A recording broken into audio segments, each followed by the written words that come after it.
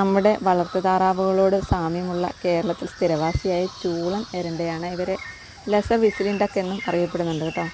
അപ്പം നമ്മുടെ ഈ ഒരു പ്രദേശത്ത് ഇവർ ജൂൺ ജൂലൈ മാസത്തിലാണ് കാണപ്പെടുന്നത്. ആ ഒരു സമയമാകുമ്പോൾ ഇവിടെ എല്ലാ വർഷവും ഇവർ എത്തിച്ചേരാറുണ്ട്. അങ്ങനെ ഇവർ പകൽ മുഴുവനും വിശ്രമിക്കുകയും രാത്രി കാലഘട്ടങ്ങളിലാണ് ഇര തേടുകയും ചെയ്യുന്നത്.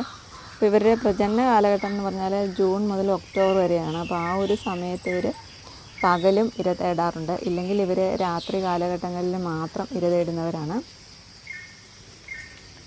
അപ്പോൾ വീഡിയോ ഇഷ്ടമായാൽ ചാനലൊന്ന് സബ്സ്ക്രൈബ് ചെയ്ത് സപ്പോർട്ട് ചെയ്യാനും ഒരു ലൈക്ക് ഇടാനും മറക്കരുത്.